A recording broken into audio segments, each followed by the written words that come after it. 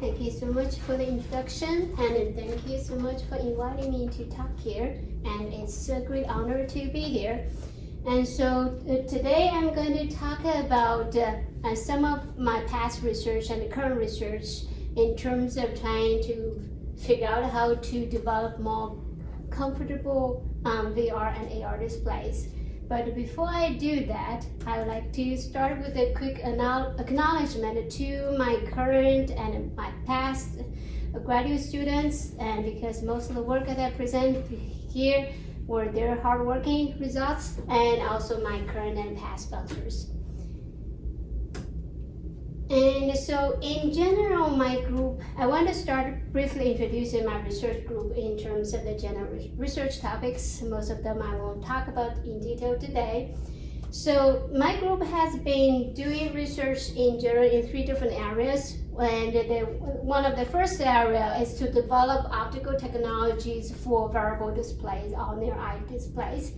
And so we have been working on a variety of optical technologies, and from components to system, trying to enable compact and high performance wearable displays. From the top left of the picture, you saw some of the helmet that we developed that probably almost 20 years ago. And to some of the newer technology, we're trying to push the optics so that you can make more compact eyeglass-like displays.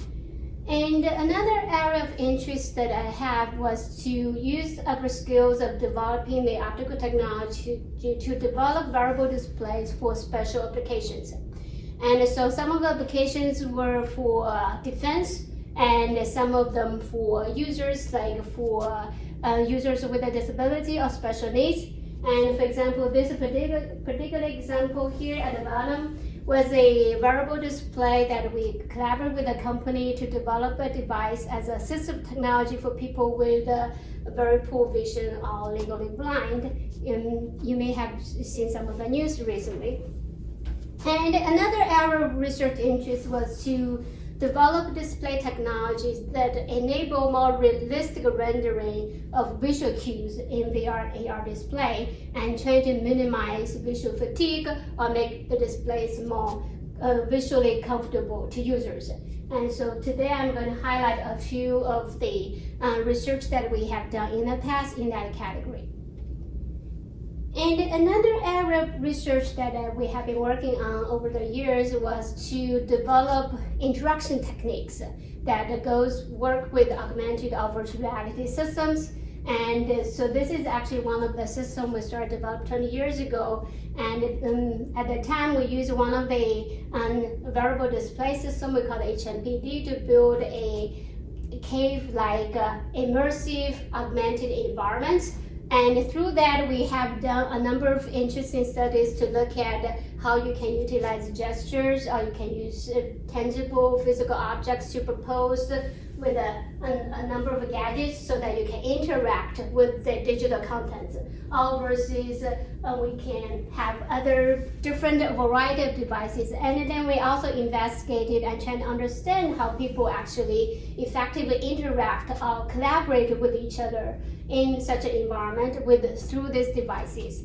And we also were working on visual perceptions, looking at how this technology affects visual perception. And actually, when the visual fatigue problem that we have been working on in the last 15 years came through one of the studies, we identified that actually visual fatigue is one of the key issues in AR system. And since then, we have been working on that problem. And the third area of research interest was to develop endoscopy, microscopy, and 3D imaging technology through collaboration with the surgeons, with the medical schools, and trying to give them better imaging technology, give you better field of view, better resolution, or better spatial awareness, or having the ability to capture 3D structures through the optical system. So I spend my spare time do badminton, and just in case if you play badminton, and we could play. So anyway, so now back to my talk today. So I'll start with a brief introduction about the general area of VR AR and give you a little bit historical perspective, and then I'll talk a little bit about what are the challenges with today's VR AR displays, and then I'll focus on the visual comfort aspects of the problem and finish my talk there. And I'll try to keep the optics jargons out of the talk as much as I can and focus on the higher levels. And I think your communication language is a little bit different from our domain, but I think I'll try to bridge that. So this last 10 years is not the first wave of VR AR. It has been a few waves in the past. But however, what's different? Long time ago, and we've been developing VR AR displays not for consumer applications, but for specialized applications like defense or training or just for pure scientific research purposes. So they don't look like anything like a consumer would accept them. They're not stylish. They are very bulky. And so those are the devices that we built 15 years ago. And I won't want to wear that outside, obviously. And of course, the researchers always have the vision to try to bring this technology to some real world environments. So, and back to 1997, and so the first mobile AR system was demonstrated, trying to show, well, what if technology becomes mature, we can bring this technology into a different environment, for example, on the campus, and trying to make a tour machine. And so, of course, the ingredients of that technology you can see from that photograph. You have a big backpack computer, you have a GPS for tracking, and then you have an interaction device, you have the display system. They are all separate cubism systems. And things have changed when the smartphones came around. So for a long time, when you go to an AR conference, and the majority of the platform that the people work on was helmet displays. But however, when 2007, Apple released the first iPhone, and in that small package, they actually integrated most of the ingredients you saw from the previous picture into that palm-sized device. And so actually starting from that point, for a number of years, you went to AR conference or VR conference, you notice that the research platforms, the research community have adopted and switched quickly from HMDs to tablets and smartphones. And at that time, I was very upset because I have been spent most of my career developing HMDs. And so things really began to change was when 2011, Epson released the first Android-based see-through AR display. And Google Glass in the following year announced their prototype, Google Glass. So this started to ignite this most recent wave of VR AR, and it become promising as a billion-dollar market.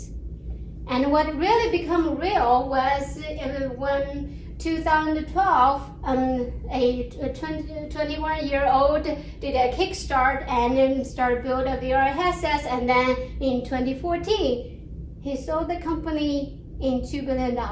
So that's a real billion-dollar market now, right? So everybody knows since then, the buzz of VR AR has been really loud, and most of the tech companies have invested billions of dollars in a variety of technologies in trying to push this technology forward. So what's the real buzz about this time? The real buzz about this time is not to build those specialized applications. It's about to build experiences, and experiences affordable, interesting, engaging, and can put into consumer market.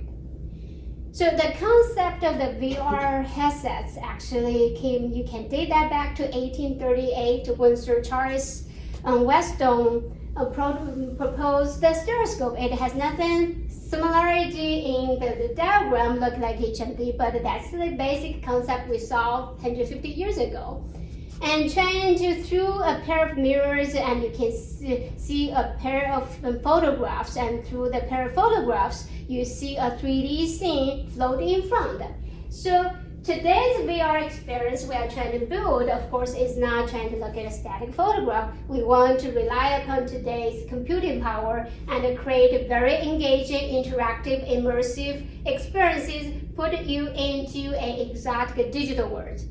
And that's the experience that we want to build. And not only that, we probably 10, 15 years ago, a good quality VR headset cost at least $10,000, and usually it's about the upper 50 or to 100K. It's very expensive, but today, the similar quality display, you want to buy that at a few $100s, right? So that is the difference. In terms of AR, and the first AR display, optical see-through AR display, was demonstrated in 1968. We call that the sort of demos, and by a professor at Howard University. And of course, it was trying to superpose a few wireframe geographically rendered objects floating in space. And of course, today the vision is not to just to superpose digital objects in the space. We want to create interactive experiences between the digital objects and the physical environment. And of course, probably most of you played that game, the Pokemon Go. And that's probably the most successful AR games played by most people these days, right? We are trying to add a digital object through some device so that you can have an interactive experience. But that experience is to add small objects in the physical environment. We want to have a bigger canvas. So truly the new vision for, or the ultimate goal for the AR experience we want to build is to transform this mobile AR concept to something bigger. So we want to integrate the computing, the sensing, everything else into a small but powerful platform, spatial computing platform, so that you can create very engaging experiences. You can put, say, dinosaurs in your living room. You can put seahorses or an aquarium in your living room, and you can interact in that big space. And so now, in a quick summary, today, the ultimate goal of VR AR is trying to extend our physical reality into the world of imagination. We want to combine and bridge and remove the boundary between the atoms and the bits, and want them to be merged as smoothly as possible through the variety of devices and create experiences.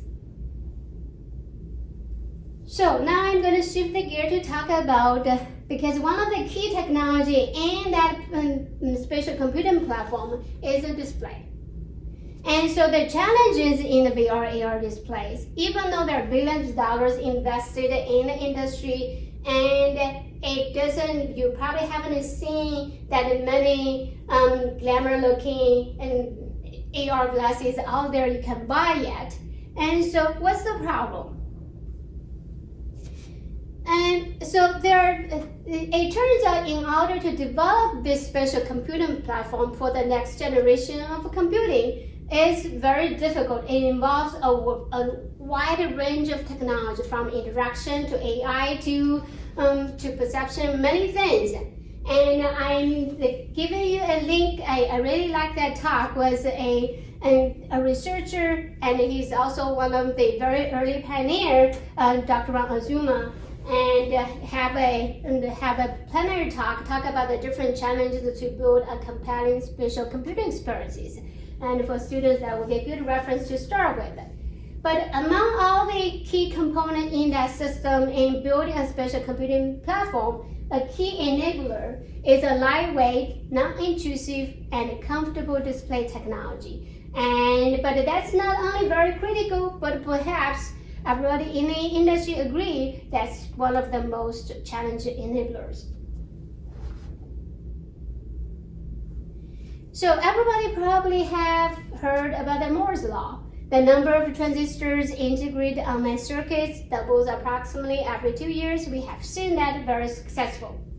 So the very first challenge that we faced in an AR display or VR display, the same, was we want to transform the component in that system into a small package. And most of the components in that system electronically, that we already see the benefits from Moore's law. And they got shrink, the GPS is no longer visible in that system, the computing system, everything else, the size is shrink as Moore's law predicted. However, if you see the current system, the big chunk of the system is the optics. And because optics, we do not have much of the benefits of Moore's law. You have to have the bulk of optics to build that display system. And of course, we have been working toward our way, make the size you can use. So from my first slide, from the helmet that we built 20 years ago down to something smaller, and the size just do not scale as fast as all the other components. The second challenge in today's VR AR display is to scale up the resolution and field of view. So for the human visual system, or your eye, it's a simple but very elegant optical system. We are just so spoiled by the quality of the physical environments or by the quality of today's other displays. For example, your iPhone gives you retina quality display.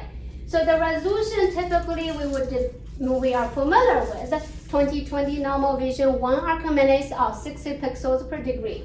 But here's what today's VR AR display stands.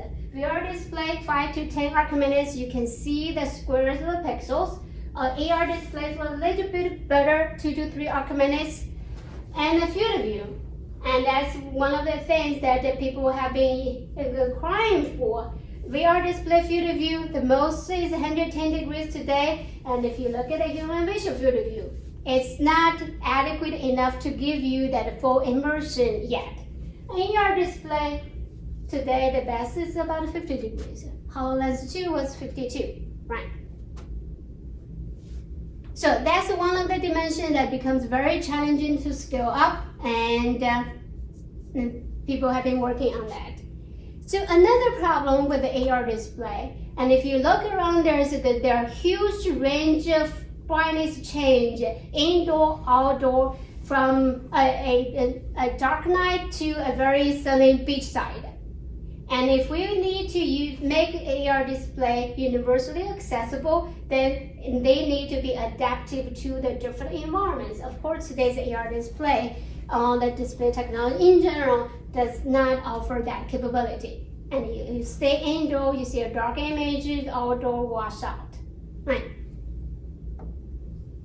Another problem, render realistic augmented views. So we want to add digital contents in our physical surrounding, but we want to do that so that people believe they are there. But you won't believe that's there, right? But that's today's reality. If you take a typical AR display, HoloLens, Magic 1, to go anywhere, superpose, unless it's in a dark environment, it's going to look like that. It's ghosty, and it's not a real solid superposition. So now my last challenge is to overcome the hurdle of visual discomfort. So over time, we build this for specialized applications, and you may care the visual discomfort, but not that much. But now we are talking about we put this to hundreds of millions of people to the consumer market. visual discomfort, I believe, is going to be a major hurdle to the success in the consumer market. Not only that, and think about we are going to put the technology to the young generations. You probably have heard this myopia epidemic. And so today, 90% of teenagers and young adults in East Asian countries are nearsighted. 50% of young adults in US and Europe are nearsighted. And people predict that by 2050, 50% of the worldwide population will be nearsighted. And so if we complain our kids spend too much time on screen, wait until everyone have headsets on. So they will spend a lot of time play games and through the VR headsets or AR headsets. And if we don't do that right, we are going to cause a significant trouble to the young generation, to their vision. And the technology is not that too far from them. And the school kids are talking about my daughter, 10 years old, last year put a VR headset on her Santa wish list. So that means that they know the technology are available. Of course, I offered her to play a few times, right? So let me now shift the gear to talk about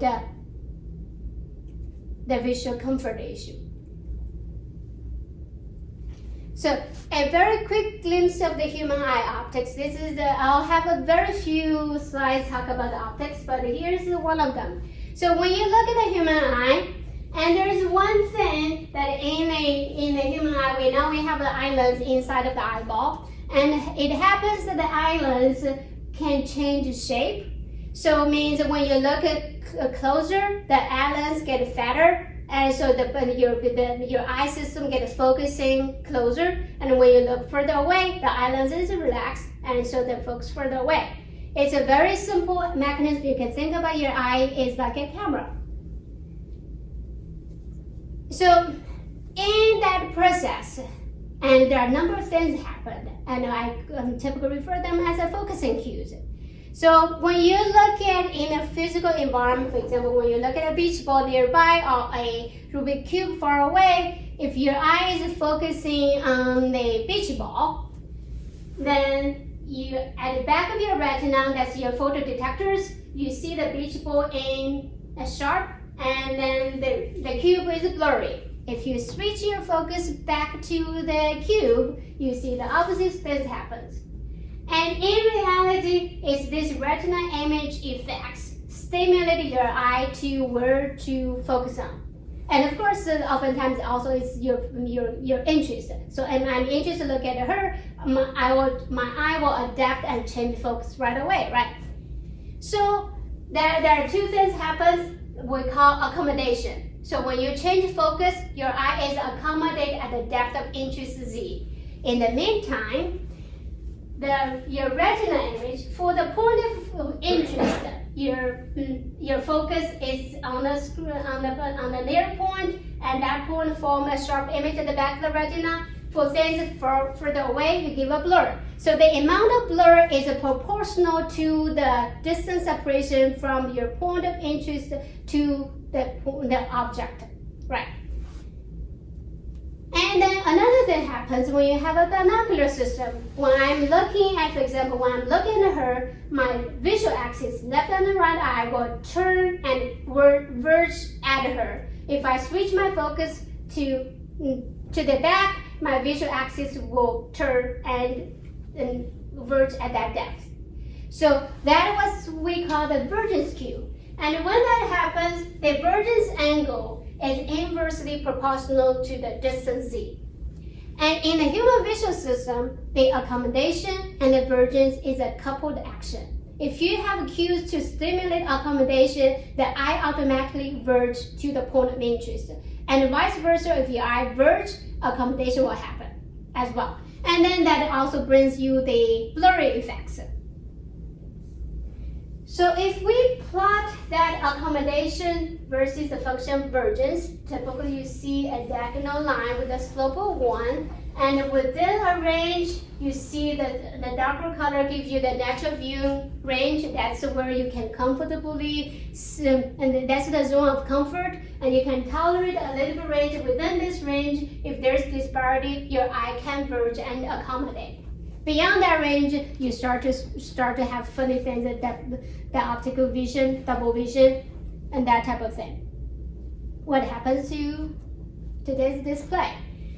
Even though it has a long history and people have invested a lot, and the basic fundamental principles works with today's display remains very simple and similar. So you start with a macro display, and you have an eyepiece magnified and create a virtual display, and you forget about the optics. At the end of the day, through the optic system, you see a virtual display at some distance away. And that distance in today's most of the VR AR displays is at a fixed distance. So now if you try to render contents through that display, because the display is at a fixed distance, so that is the cue to your eye to accommodate if you want to read the contents. So if I render the cube and a beach ball through a pair of images on the display, and if my eye interested in the beach ball, my eye verge in order to make that two images come together becomes one image, that's divergence. But in order to read the details on the beach ball, I have to accommodate far away. So you notice that immediately I'm decoupling the naturally coupled cues in your visual system, the depth and the divergence away from the accommodation. So now if this is what happened, so typically your virtual display is at a fixed distance, for example 2 meters away, and then if you render contents within this range, your eye can comfortably fuse them into one image, and you'll see them as a stereo. But if you render contents further away, in that region, you start to have difficulty, and the level of difficulty depends. So in an AR system, things become worse because you have many other real objects around you, and that provides very strong focusing cue for you to look at. So then you have a conflicting information in your visual system and make it difficult to fuse them. And actually this is kind of a topic that people have started for quite a while, and then have recognized a lot of artifacts associated with it. Distorted depth perception, eye fatigue, diplopia vision, degreed accommodation response, headache, and so on. But I want to emphasize that in AR display, most of the study was done with the VR display. But in AR display, the situation is getting worse because you have the real world rendering 100% correct visual cues. And then you have an AR display giving you conflicting cues, asking your eye to do this and do that different from your reality, and make it actually even worse. So there are lots of work have been done in the last 15 years, I would say most of the work, trying to create focusing cues in VR or AR displays. And so in general, there are a number of ways. One is think about like a very simple way. You look at the pinhole optics. If you look through a pinhole, the optics does not have a depth of field. Or if your camera, you close down your aperture, it doesn't have depth of field. So the idea behind this is if I can make a VR AR display have infinite depth of field, then your eye will be idle state. You don't need to accommodate in order to read the screen. Then your eye will be divergence driven state. So one of the ways to do that was basically pinhole optics. You try it instead of imaging the entire thing and through the big eye pupil, you try to image it through a tiny pinhole. And of course, there is a consequence to that. You are losing light, you are losing the image quality, image become fuzzy. That's not what we're looking for.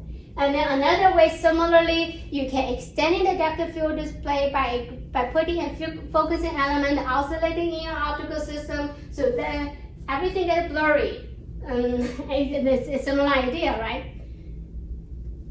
Another way, a simple remedy is in a simple display system. If you are somehow able to manipulate the distance of your virtual display, put it where you need to be, and then you can, in theory, some way, we call it varifocal because we can only do that one at a time. And so this can be done by add a motor to the micro display device actuator so that you move that in and out. Or you can put the motor on one of the lens and you move in and out.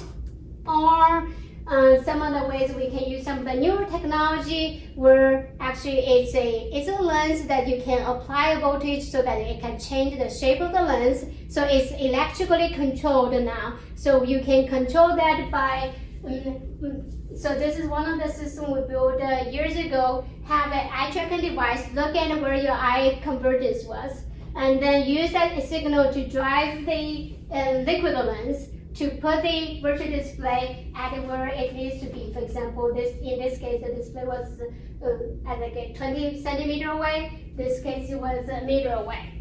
So that gives you naturally blurry effects when you do that.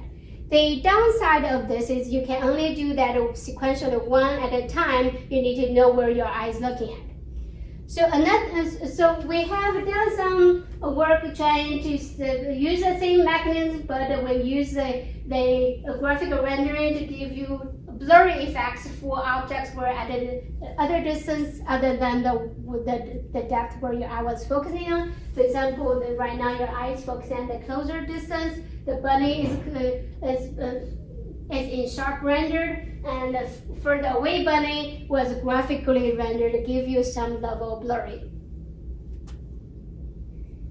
So another technique that we have developed over the years, we call the multifocal plane display. Instead of giving you one focal depth correctly at a time, if we can actually build a stack of focal planes, divide the z direction on the depth direction into different slices.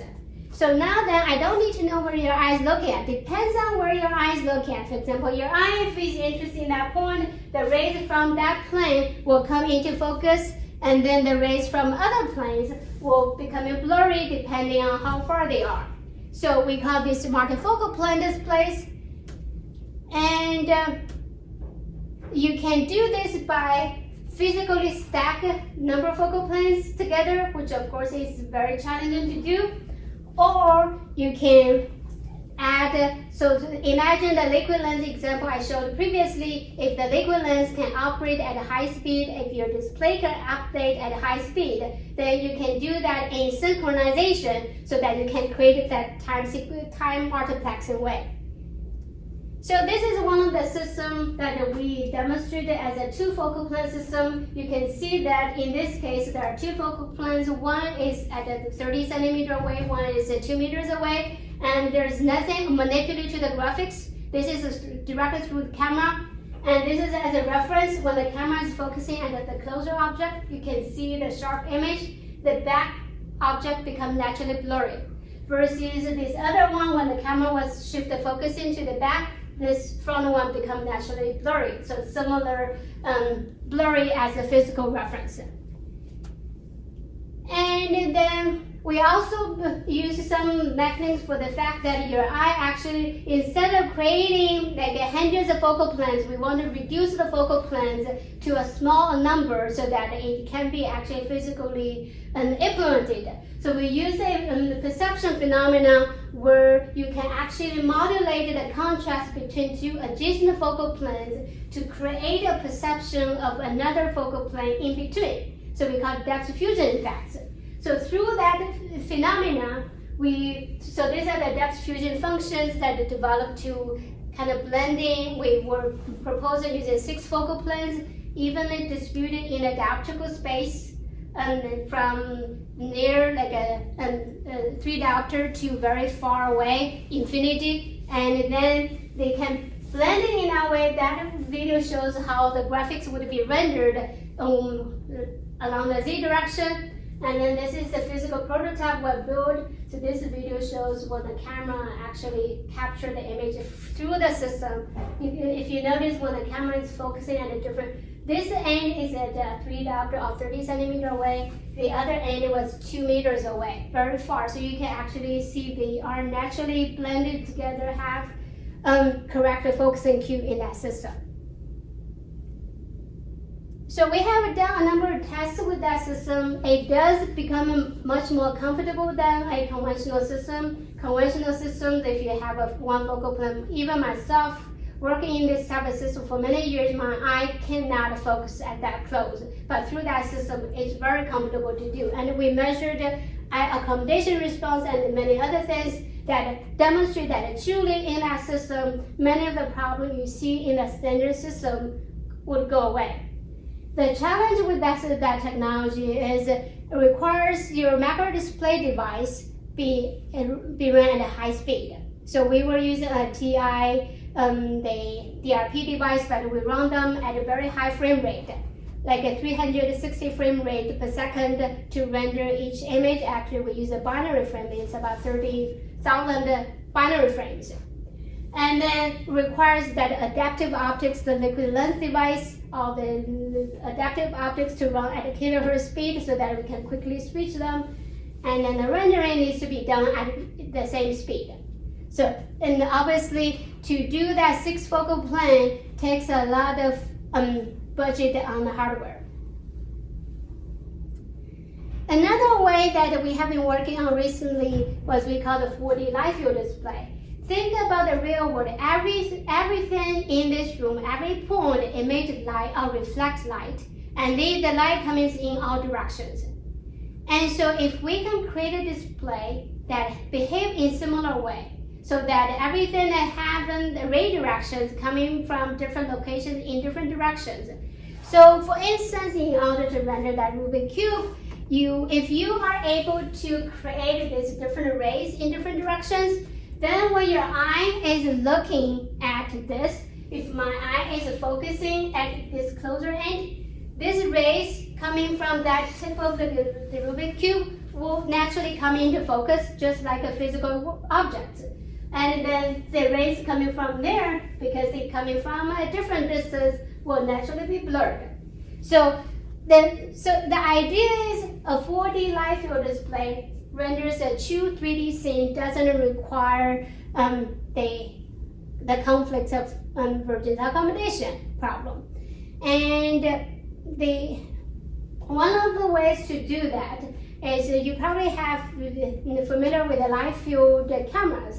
Light field cameras typically come either with a pinhole array or a lens-lit array to sample the ray directions coming from the real world scene. We do the reverse. We use a display device. We create an array of images and render it through an array of lenslets so that we can control the direction of the rays. So this is one of the very early demonstration of an AR display through the light field rendering. And so the 3 and the D were at different depth, one at 4 meters away, one at 2 meters away, trying to match the focusing cue and give you the natural ray behavior. The difficulty, of course, with that one is the very early demonstration, the quality of the light field. Because now you not only need to do spatial sampling, you also need to do angular sampling. You need to reconstruct the rich ray information from the scene you want to build. So this is one of the proof of concept system that the Intel Research Lab built a couple years ago to prove that the light field display actually worked correctly for your eye. So what they were trying to build was they build a scene similar to this. You have a decker, you have the cards, they are at a different distance, you look at them. This is what that video about. But this was not built with the real display hardware. They have made a lithography plate with the resolution on the pixel size 1 micron. That's 10 times better than what today's macro display can offer. And then they also had made a very small lens-lit array, and they built that mock-up system, So now if you look at that video, when the camera is focusing on the closer part, everything coming in sharp focus. When the camera is switching focus to the further end, then the top one becomes blurry. So that's the natural light field behavior that all the light field display wants to create. So one of the questions that we ask ourselves was, can today's technology, can we demonstrate something that with a good quality with today's technology to create that light field experience? So keep in mind that lithography plate has much higher resolution than what we can have accessible today. If we use the micro display available today, we probably will only be able to get a 24 ppi or pixels per inch type of quality, and versus that system had much better resolution. So this is one of the newest. We built a number of prototypes based on the light field concept. This is one of the most recent systems. I won't explain too much about the optics, but the main things in this system, there is a light field generation engine through the lenslet array, and then there's a tunable relay system that can change focus, and then also had this eyepiece that magnifies the small end light field we rendered that created the large light field. So this video shows you how the prototype looked like in the lab. This is still on the bench, and the 3D model with the lagoon on top. Let's see. These two videos show you kind of the reconstruction of the light field. So the bottom, these are the physical objects to put in the environment as a reference. And so the top, the small letters was trying to we use it to measure the quality of the display. But the thing is, this target was rendered at 30 centimeter away, very close, versus that one was 2 meters away. As you can see, when the camera was shifting focus from closer to further away, so for instance, at this moment this moment is closer, you can see the light field rendering was done correctly, so you can have the natural focusing. And this is to give you a more natural 3D objects to look at. So in comparison to what the light field print that you saw earlier, and you can see that when we were focusing on the closer target, in this case it was about 30 centimeter away, comparable to this case. And the quality you get, the smallest letter on that chart is probably about 3 arc-minutes. It's not the 20/20 vision yet, it's about 2 lines above the 20/20 vision line. And as you can see, the system was able to render small details very good, and the quality was comparable. And so the thing that I want to emphasize was the blurring cue, and to compare with the blurring cue that produced through the light field print. In that case, it was still reasonable. And then when we switch the focus to the further away object, so now I want to emphasize for the further away object, image was rendered in sharp, good quality, but the quality of the blurring cue was not as good as the Intel print. The reason is that in that system, they had 10 by 10 views per view position, and we only have 2 by 2 view position. So the quality of the blurring cue, we compromise that by giving the high quality. So we were successfully demonstrating the light field concept could work with the AR display, but however in that system, the field of view of the display was about 35 degrees field of view, and the resolution was about 3 arc-minutes, and so it was lower than, it's comparable to today's AR display, but not ideal. So if we want to scale that system up to give you, for example, 1 arc-minutes angular resolution, the display we were using was a 3000 ppi pixels, about an 8 micron pixel, very small. But if we want to get over here, we need to have 3 times smaller pixels, which the industry does not offer yet. And if we want to increase the field of view to, let's say, 90 degrees, and then we need to get to some quality to the lithography print, which obviously we don't have that either. So that kind of back to my original comment about the challenge is we have to do trade-offs with today's technology if we want to work with this type of technology. So another challenge, back to the point, and that's not something that we want to wear outside, but we want to have the eyeglasses. And optics do not have the Moore's law, and so we have to work around that too. So far I only talk about the focusing cue on the visual discomfort aspect. There are many other facets of things that actually contribute to the visual comfort as well. For example, proper vision correction. Just not asking to give accurate visual cues, but non-conflicting visual cues. It's difficult. Form factors, resolution, a field of view, image contrast, and all these things contribute to visual fatigue. Of course, the focusing cue was on the top of the list. Just to drive the idea, the population, the idea we want to put these devices to the consumer market. And if you look at this chart, most of the population had one way or the other vision correction. Hyperopia, 25%, myopia, 35%, and presbyopia, the older population, 22%. The normal vision people were only a small percentage, 25%. So today's VR AR display, most of them do not accommodate vision correction or do not have an elegant way to accommodate it. And it turns out to be a very difficult problem to address as well. But if you don't accommodate vision correction, there's no vision comfort. Other things. This is not just about the image quality and the image going to blur, the ghosting, but also because the cue were confusing. And the confusion so that you don't know what is in front, what is behind. And that confusing cue, or that's a conflicting cue, is driving your eye crazy to determine what's involved in the system. And if you do that long enough, your eye will be tired. And I just want to show you that problem, how complex that problem is.